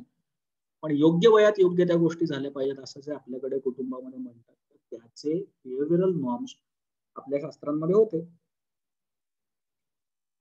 त्याच्यामुळे आपल्या जीवनशैलीमधलं स्वास्थ्य, मनस्वास्थ्य, पैशानी गरिबी असली किंवा समस्या असल्या किंवा परिस्थिती बेताची असली तरी सुद्धा माणसं त्याच्यासाठी नाती तोडत नव्हती आणि त्यांच्या नात्यामध्ये कटुता येत नव्हती. अगदी लहान वयापासून, म्हणजे जर हाच पाश्चिमात्य देशांच्या मधल्या संस्कृतीचा अभ्यास केला तरी सुद्धा अगदी लहान वयापासून विरुद्ध लिंगी व्यक्तींच्या सहवासात भारतीय कुटुंबांमधली मुलं वाढली तरी सुद्धा त्याच्यामध्ये वासना किंवा शारीरिक लैंगिक आकर्षण निर्माण झालं अशी उदाहरणं आपल्याला दिसत नाहीत. पण ते आकर्षण निर्माण होतं असा सिद्धांत पाश्चिमात्य मानसशास्त्रामध्ये आपल्याला दिसतो. आता तो का दिसतो, तर त्याचं कारण पुन्हा तेच, सामाजिक वातावरण काय आहे, कुटुंबातल्या चर्चांचे विषय काय असतात, कुटुंबामधली माणसं एकमेकांकडे काय दृष्टीने बघतात, हे सगळं तुमच्या लक्षात येईल. आता याच्यासाठी थोडासा विषयातून बाहेर येतो आणि एकच फक्त सल्ला देतो. कोणी तो आवड म्हणून गृहीत धरू नका, पण अभ्यास म्हणून नक्की याचा अभ्यास करा. की म्हणजे मी हे मानतो की माणसाच्या खाजगी वैवाहिक शारीरिक आयुष्याच्या बद्दलचं चिंतन शास्त्र हा वेगळा विषय, चिंतन त्याच्यामधली भावनिक मॅच्युरिटी, समृद्धता, अभिरुची आणि एकमेकांना सन्मान कसा द्यावा हे वात्सायनांनी जे सांगितलं ते जगात दुसऱ्या कोणी सांगितलं नाही. कामशास्त्र हा माणसाच्या वर्तनातला फार महत्वाचा भाग आहे आणि तुम्हाला असं लक्षात येईल की त्याच्यामध्ये थाई कामशास्त्र पण आहे, चायनीज पण आहे, युरोपियन पण आहे. मी साधारण 11-12 देशांच्या मधल्या कामशास्त्राचा अभ्यास केला, कंपॅरेटिव्ह विथ वात्सायन. तर वात्सायनांनी जे सांगितलेलं आहे कामसूत्र, तर इतकं उत्कृष्ट विवेचन दुसऱ्या कुठल्याही देशाच्या मध्ये दिसत नाही. स्त्रीला सन्मान किंवा तिच्या शरीराचा सन्मान, तिच्या सौंदर्याचा सन्मान, या सगळ्याला त्यांनी जो न्याय दिलेला आहे तो फार महत्वाचा आहे. आपण कधी या गोष्टी, म्हणजे ही पुस्तकं घरात आणणं सुद्धा पाप आहे, ती वाचणं सुद्धा पाप आहे, वगैरे वगैरे वगैरे, असं जे आपल्याला दिसतं ते चुकीचं आहे. त्याच्याकडे शास्त्र म्हणून बघितलं पाहिजे आणि ते आपलं आहे, आपण जगाला दिलेलं आहे. तिसरी महत्वाची गोष्ट, याची तुलना जर आज करायची झाली तर सर्व वेस्टर्न पॉर्नोग्राफिक साइट्स बघितल्या आणि त्याच्यामध्ये पॉर्नोग्राफीचे प्रकार बघितले, तर पॉर्नोग्राफीचे प्रकार बघितल्याच्या नंतर त्याच्यामध्ये जी विकृतता दिसते, अभ्यास म्हणून ते साहित्य तुम्ही बघा, बघितल्याच्या नंतर तुम्हाला असं लक्षात येईल की आपल्याला त्याची घृणा वाटायला लागते, आपल्याला त्याचं आकर्षण मुळीच वाटत नाही, उलट आपल्या मनामध्ये त्याच्याविषयी किळस निर्माण होते, तिरस्कार निर्माण होतो. हे तुम्हाला खजुराहोला, अबूला, दिलवाडाला जिथे जिथे जाल तिथे तिथल्या शिल्पांमध्ये हे दिसणार नाही. का दिसणार नाही? याचं कारण त्याच्यामध्ये नात्यांचा सन्मान आहे. तर हे लक्षात घ्यायला पाहिजे की आपलं शास्त्र कशावर आधारित आहे, व्यक्तींना महत्व दिलेलं आहे, ते कसं दिलं, कशा आधाराने दिलं, तर हे समजून घेणं जरुरी आहे, कारण त्याच्यावरती स्वास्थ्य अवलंबून होतं. आता हे स्वास्थ्य प्रत्येकालाच कळणं हे शक्य नाही, कारण there are individual differences according to intelligence. प्रत्येकाची बुद्धिमत्ता वेगळी वेगळी असते आणि तिचा स्तर वेगळा वेगळा असतो. हे आपण इंटेलेक्च्युअल कोशंटच्या म्हणजे ह्याच्यामध्ये अभ्यासामध्ये शिकलेलो आहोत आणि आपल्याला नॉर्मल प्रोबॅबिलिटी कर्व माहिती आहे. हा नॉर्मल प्रोबॅबिलिटी कर्व आपल्या देशात पण दिसतो की नाही? नक्की दिसतो. आता मानसशास्त्रचे विद्यार्थी, मानसशास्त्राचे अभ्यासक, मानसशास्त्राचे प्रॅक्टिशनर्स, मानसतज्ञ म्हणून सुद्धा आपण याच्याकडे बघितलं तर आपल्याला असं लक्षात येईल की सगळ्याच गोष्टी सगळ्यांना तितक्याच उकलून सांगितल्या तर कळत नाही. हे मान्य आहे का? हे तत्व मान्य आहे का की सगळ्याच गोष्टी सगळ्यांनाच उकलून सांगितल्या तरी समजू शकत नाहीत, कारण त्याच्यासाठी प्रत्येकाची एक बौद्धिक पात्रता नावाची गोष्ट असते. आता बौद्धिक पात्रतेचा जातीपाती धर्माशी काही संबंध नाही, गैरसमज करून घेऊ नका, पण इंडिव्हिज्युअल इंटेलेक्च्युअल डिफरन्सेस असतात.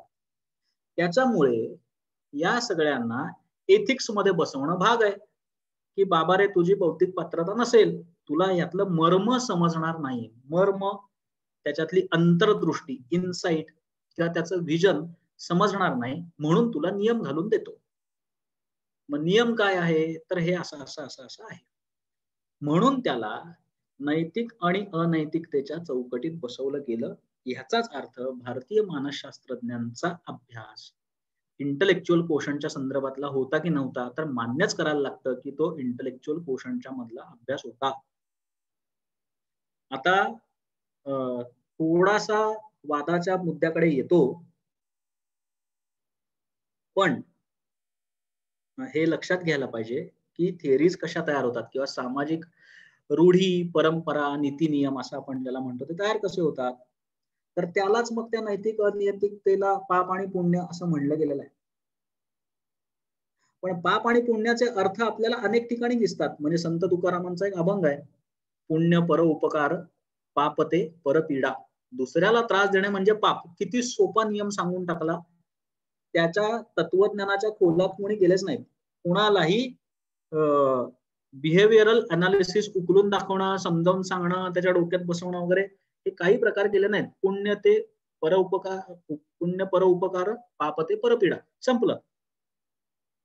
का म्हणलं परपीडा? दुसऱ्याला कुठल्याही प्रकाराने त्रास देणं हे चुकीचं आहे.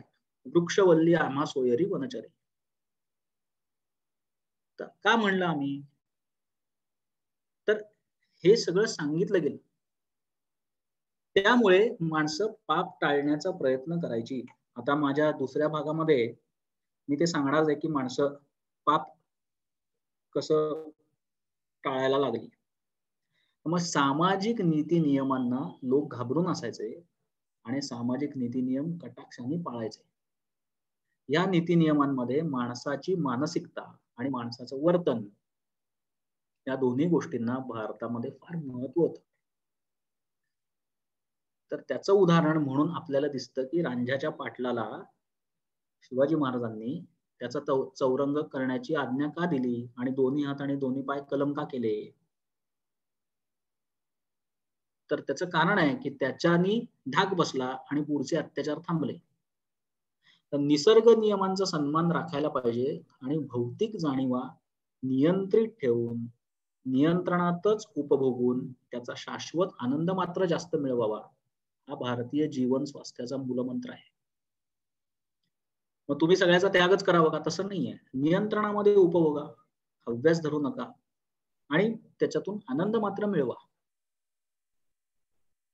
तर मी जो मगाशी अभंग सांगत होतो, पुण्य पर उपकार पापते परपीडा, त्याच्यामध्ये तुकाराम महाराज पुढे असं म्हणतात की सत्य तोची धर्म, असत्य ते कर्म, आणिक हे वर्म नाही तुझे. सत्य तोचे धर्म, तुम्ही कायम खरं बोला, तुम्हाला अडचणी येणार नाहीत. आपण तेच म्हणतो. रॅशनलिझम मध्ये आपण वेगळं काय शिकवतो? विवेकनिष्ठ उपचार पद्धतीमध्ये आपण वेगळं काय शिकवतो? पुढे त्यांनी काय सांगितलं? संतांचा संग तोची स्वर्गवास. योग्य माणसाच्या सहवासात राहा. संत म्हणजे आध्यात्मिक दृष्ट्या संत नव्हे. तुम्ही तुमच्या गुरूंच्या सहवासात राहा, मार्गदर्शकांच्या सहवासात राहा, ज्याला आपल्यापेक्षा जास्ती समजतं त्याच्या सहवासात राहा. तुम्हाला ते एथिक्स मिळत जातात की या प्रसंगामध्ये मी काय करावं. मग आज आपल्याला असं दिसतं की लोक घरोघरी पहाटे 5 वाजता चॅनल्स लावून का बसतात? असं काय मिळत असतं त्यांना मार्गदर्शन? मोठमोठे मांडव टाकलेले असतात, 50-50, 60-60, 70-70 हजार माणसं समोर बसलेली असतात. मग कोणीतरी एक भगिनी उभारून माईक हातात धरून प्रश्न विचारते, शिवानी दिदी तिला उत्तर देतात. काय असतं ते? हे मेंटॉरिंग कशाच्या आधारावरती होतं? तर त्याला म्हणलं ना, संतांचा संग तोची स्वर्गवास. की तुम्ही योग्य सहवासात राहिल्याच्या नंतर तुम्ही चुकण्याची शक्यता कमी होते. इक्वॅलिटी हे भारतीय मानसशास्त्रामधलं फार महत्वाचं प्रिन्सिपल आहे की अपार्ट फ्रॉम हिज इंटेलिजन्स, त्याचा इंडिव्हिज्युअल डिफरन्स काहीही असो, इंडिव्हिज्युअल डिफरन्स, मग तो इंटेलिजन्स मधला असू शकतो, सोशल स्टेटस मधला असू शकतो, फिनान्शियल स्टेटस मधला असू शकतो, तो त्याच्या आयडेंटिटी मधला असू शकतो. हा इंडिव्हिज्युअल डिफरन्स बाजूला ठेवला पाहिजे. हे भारतीय मानसशास्त्रांनी उदाहरणातून दाखवून दिलेलं आहे. आपल्या शिक्षण पद्धतीमध्ये पण ते होतं. हे आपलं दुर्दैव आहे की नंतर कायदा करावा लागला, पण आपल्या संस्कृतीमध्ये आपल्या अभ्यासकांनी ते मांडलंय. याचं उदाहरण सांगू? याचं उदाहरण आहे श्रीकृष्ण आणि सुदामा. दोघांच्या आयडेंटिटीज वेगळ्या आहेत, पण ते दोघं एकत्र गुरुकुलामध्ये शिकत होते. आता हे आपल्याकडे डॉक्युमेंटेड आहे की शिकवलं जात आहे घराघरांमध्ये, तरी पण कायदा करण्याची गरज निर्माण झाली की हे शिकवा. आता हेच श्रीकृष्ण आणि सुदाम्याचं उदाहरण 13व्या शतकामध्ये संत निवृत्तीनाथांनी लिहून ठेवलंय. निवृत्तीनाथांना मी सायकोलॉजिस्ट का मानतो याचं कारण लाईफ स्किल्सचं अत्यंत सुंदर एक्सप्लेनेशन निवृत्तीनाथांच्या अभंगांमध्ये आहे. अत्यंत सुंदर.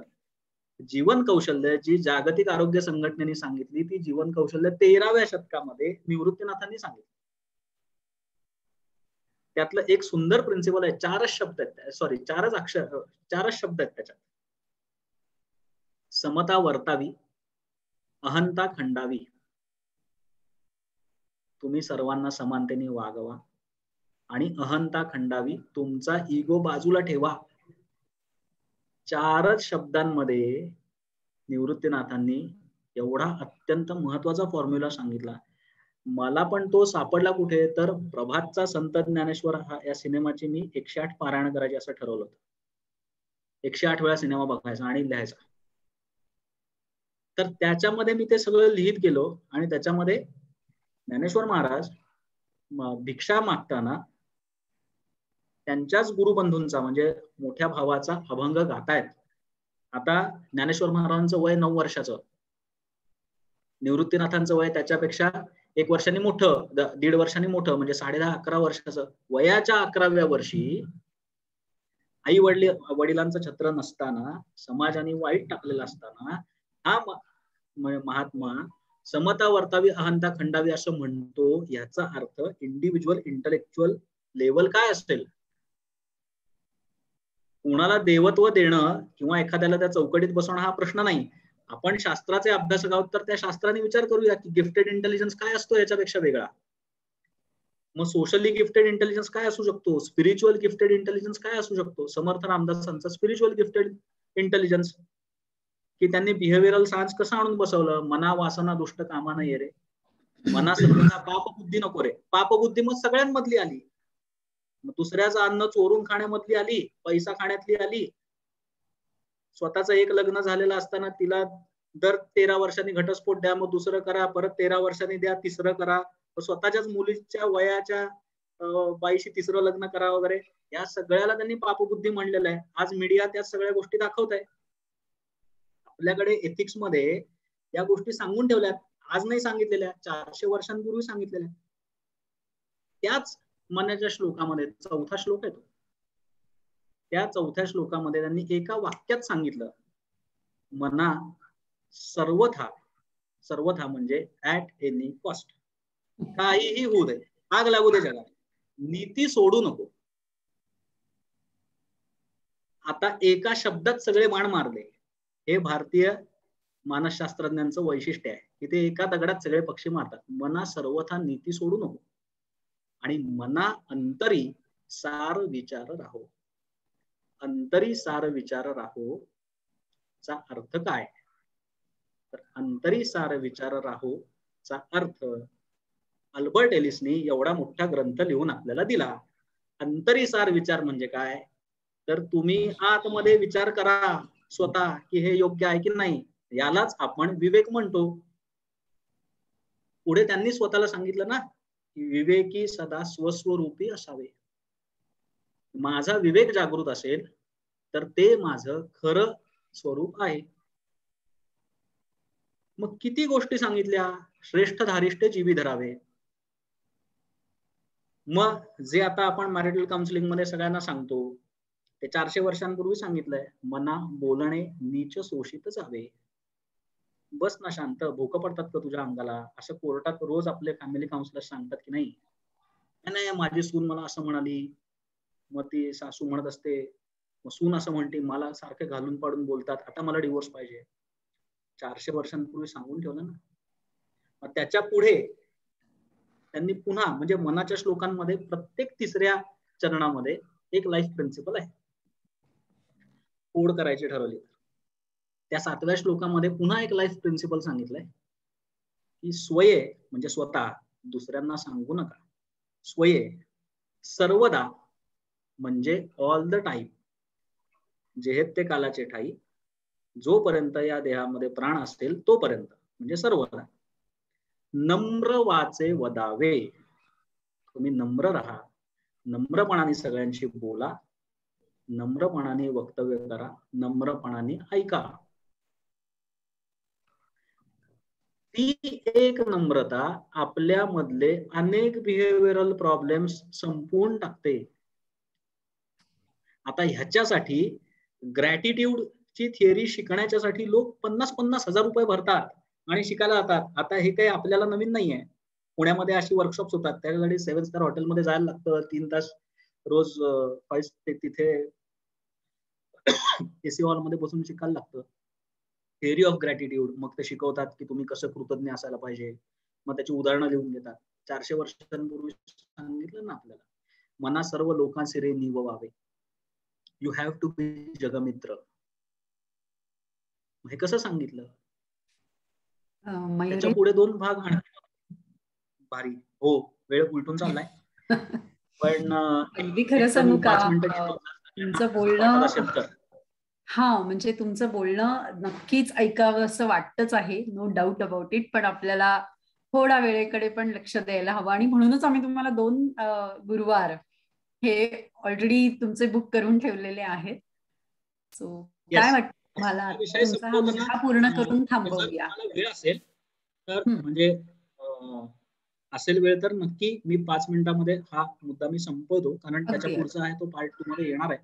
येस. तर त्याच्यामध्ये फक्त शेवटचा एक भारतीय मानसशास्त्रामधला आजच्या व्याख्यानामधला शेवटचा मुद्दा मी त्याला स्पर्श करून जाईन, कारण पुढचा पार्ट 2 त्याच्यामध्ये येणार आहे. तो जो मुद्दा आहे त्याच्यामध्ये 2 भाग आहेत. एक आहे यम आणि दुसरा आहे नियम. बिहेवियरल फ्रेमवर्क मध्ये या 2 गोष्टींना फार महत्व दिलं आणि मग त्या यमामध्ये वेगळे 8 भाग सांगितलेले आहेत.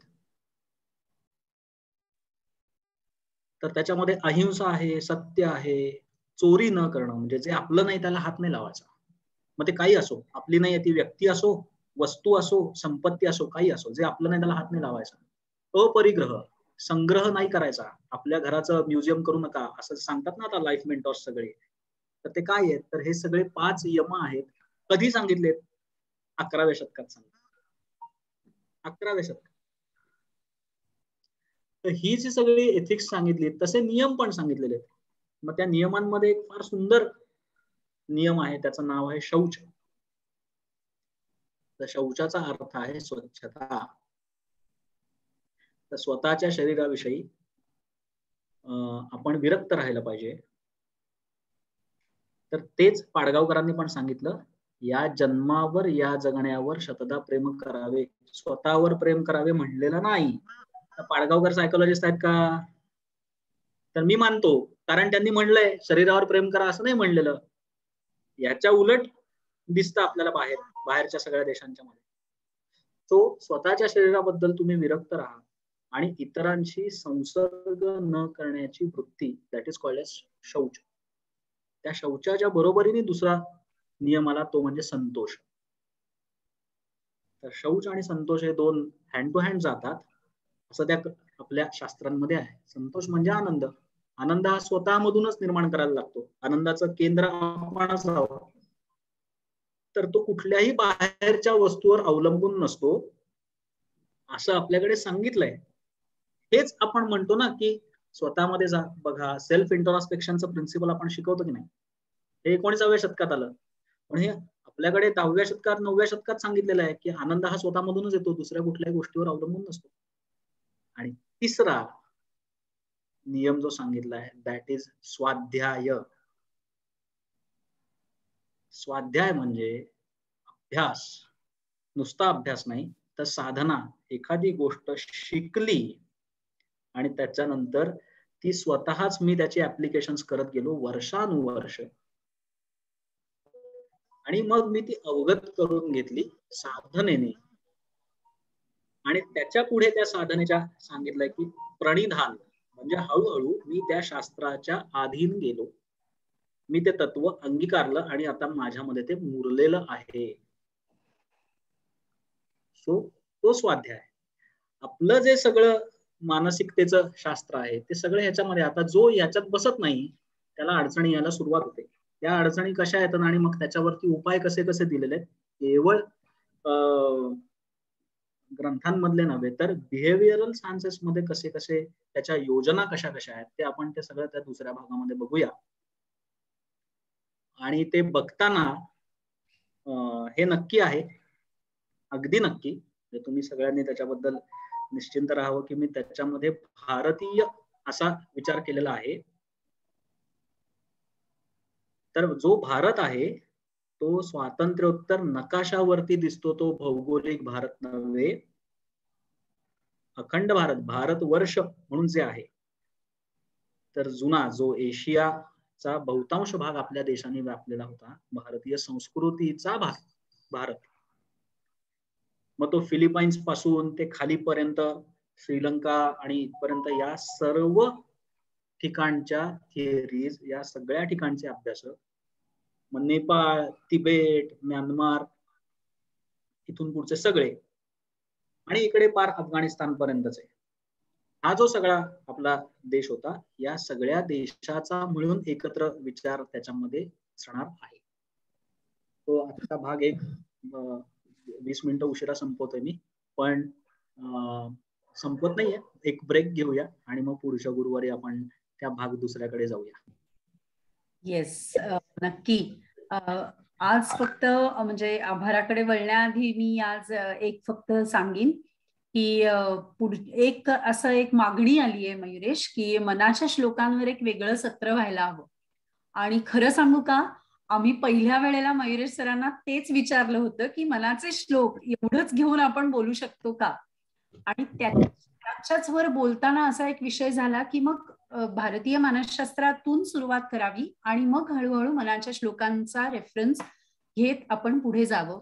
सो हो, नक्कीच तुम्हाला मनाच्या श्लोकांवर सुद्धा एक वेगळं सत्र माहिती नाही, पण मयुरेश मी तुम्हाला अशी विनंती करेन की पुढच्या सत्रामध्ये याचा जास्त रेफरन्स आपण तिथे घेऊया. नक्की नक्की, मी मनाच्या श्लोकांच्या वरती स्वतंत्र सत्र तर घेईनच, पण पुढच्या याच्यामध्ये तो बराचसा भाग आहे, कारण मला जे सांगायचं होतं तर त्याच्यातला बहुतांश भाग जो जुना, जो आपल्या रेफरन्सेस मध्ये कदाचित नसतो किंवा ते मिळवत नाही आपण, मिळत नाही, पण हे सहजगत्या मिळणार आहे, त्याच्यामुळे आपण त्याच्यावरती नक्की बोलूया पुढच्या सत्रात. नक्की. आज वेळेच्या कडे बघता आपल्याला प्रश्नोत्तर घेणं शक्य नाहीये, पण इथे काही प्रश्न विचारलेत मयुरेश, तर मी तुम्हाला ते वाचून दाखवते आणि त्याचा उत्तरात आपल्याला पुढच्या बोलण्यामध्ये घेता आलं तर आपण त्याचा प्रयत्न करूया. तर एक प्रश्न असा आलाय की शास्त्रांमध्ये स्त्रियांच्या जीवनाविषयी असा काही उल्लेख आहे का, म्हणजे जसं की पितृसत्ताक पद्धती पूर्वी होती किंवा मनुस्मृती, म्हणजे पूर्वीचे सगळेच ग्रंथ हे सगळे पुरुषांनी लिहिलेले आहेत आणि असं म्हटलं जातं की पुरुषांनी त्यांच्या सोयीने सगळे अर्थ लावून त्याच्यामध्ये लिहिलेलं आहे आणि त्यातूनच मग ती पितृसत्ताक पद्धती वाढत गेली का आणि मग नंतर स्त्रियांना दुय्यम स्थान येत गेलं का, तर मग असे हे आपापल्या सोयीप्रमाणे अर्थ लावलाय का, असा एक प्रश्न आलेला आहे. सो त्याच्यावर आणि एकूणच मला वाटतं एक भाग त्यांनी नक्कीच सरांच्या बोलण्यातनं आला की स्त्रियांबद्दलचा आदर हा की त्यांनी फोकस केला त्या मुद्द्यावर, पण तरी सुद्धा पितृसत्ताक पद्धती कशी काय निर्माण झाली आणि त्यातून मग म्हणजे स्त्रियांकडे बघण्याचा दृष्टिकोन बदलत का गेला, याबद्दल आपण नक्की विचार करूया. आणि हो, एक फीडबॅक असा आलाय की भारतीय रूढी परंपरा नीतिमत्ता कायमच वरचढ राहिली आहे आणि त्यामुळे भारतीय मानसशास्त्र नक्कीच पटतंय, मात्र त्याची अंमलबजावणी करणं गरजेचं आहे आणि त्यासाठी मात्र सगळ्यांनी मिळून आपल्याला प्रयत्न करावे लागतील. सो याचसाठी मला वाटतं आमचा याच्यासाठी केला अट्टहास म्हणतो तसं काहीच नाही. त्याचं उदाहरण पण आहे, म्हणजे काल आपले सीडीएस, पहिले सीडीएस बिपिन रावत यांचं दुःखद निधन झालं, त्यांना श्रद्धांजली वाहतो. पण त्यांचं एक वाक्य कायम सोशल मीडिया मधनं व्हायरल झालेलं आहे. त्यांनी असं म्हणलं होतं की आम्ही पहिलं शस्त्र उचलणार नाही, पहिली गोळी आमची नसेल, पण जर ती आली नंतर मग आम्ही गोळ्या करणार सुद्धा नाही. तर ह्याच्यामध्ये इंडियन एथिक्स आहेत, बरोबर, की आम्ही कोणावरती शस्त्र उचलणार नाही, पण जर तुम्ही आमच्यावरती याल तर आम्ही मागे हटणार नाही, मोजणार सुद्धा नाही. तर याच्यामध्ये ते दिसून येतं की आपण काय, आपली काय प्रतिमा आहे जगाच्या समोर, आणि एवढ्या मोठ्या उच्च पदावरती असणारी व्यक्ती सुद्धा त्या प्रतिमेला किती घट्ट धरून असते. म्हणजे मयुरेश डंके इंडिया असं जेव्हा आपण म्हणू, किंवा बिपिन रावत इंडिया असं जेव्हा म्हणत होते, तर त्यावेळेला ते काय म्हणत होते नक्की? तर बिपिन रावत ही इंडिव्हिज्युअल आयडेंटिटी आहे. पुढे इंडिया लावतो तर त्याला मागे काय वलय असतं आपल्या, तर ते वलय हेच असतं असं मला म्हणायचं. नक्कीच. खूपच छान मयुरेश. थँक्यू. स्पीचलेस आहे मी आणि सगळेच जण आज. कारण आज काहीच गोंधळ नाही, काहीच आवाज नाही, नाही तर काही वेळा अनम्यूट होऊन लोकांचे आवाज चालू असतात, पण आज त्यातनं एकही आवाज आलेला नाहीये. आणि आपल्याला फीडबॅक सुद्धा असेच मिळतात की अगदी स्पीचलेस आहे, खूपच सुंदर, म्हणजे भारावलेलो आहोत. आणि आभार मानण्याच्या आधी हार्दिक अभिनंदन की परदेशात जाऊन ठामपणे आणि भारतीय मानसशास्त्र सप्रमाण सिद्ध केल्याबद्दल हार्दिक अभिनंदन आहे. धन्यवाद. Thank you thank you thank you. तर इतका सखोल आणि खूप मोठी व्याप्ती असलेला विषय अगदी थोडक्यात मांडला, तर त्याबद्दल तुमचे खूप आभार आहे. आणि मंथन मनोमेन्यू मध्ये तुमचं कायमच स्वागत आहे. आम्ही अजून तुम्हाला बोलवणार आहोत, कारण आजच्या ह्या बोलण्यावरूनच तुम्ही जे काही अभ्यास केलेला आहे त्या अभ्यासाची व्याप्ती कळते आहे. आणि अगदी सुरुवातीला मी म्हंटल तसं की तुमचं बोलणं ऐकणं आणि तुम्ही लिहिलेलं वाचणं हे आमच्यासाठी मेजवानीच असते. तर पुन्हा एकदा तुमचे आभार. इथे जमलेल्या सगळ्या प्रेक्षकांचेही आभार, दर्शकांचेही आभार की आज ते इथे उपस्थित राहून त्यांनी भारतीय मानसशास्त्र ह्या विषयावरचं विवेचन ऐकलं आहे. आणि मला अशी आशा आहे की पुढच्या गुरुवारी आजच्या पेक्षा जास्त लोक संख्येने उपस्थित राहतील. कारण REBT आणि इतर विषय आपण म्हटलं CBT वगैरे, तर हे परत पाश्चिमात्य झाले आणि त्या विषयांची नावं घेतल्यावर लोक जास्त संख्येने उपस्थित राहतात. तर पुढच्या गुरुवारी आपण आणखीन जास्त संख्या अपेक्षित करतो आहोत. आणि किशोर आगम आणि संवाद काउन्सिलिंग सेंटर जालना यांचे मनपूर्वक आभार की त्यांनी आपल्याला झूम लिंक उपलब्ध करून दिली. तर सगळ्यांचे आभार मानून मी पुढची सूत्र रश्मिताईंकडे देते. सर, तुम्हाला एक वेगळंच मोटिवेशन मिळालेलं आहे. एक फीडबॅक असा आलाय की सरांचं एखादं पुस्तक आहे का? सो आता सरांचं जे पुस्तक आहे त्याची पहिली खरेदीदार मी आहे. माझ्या नावाने पहिली कॉपी ठेवायची आहे.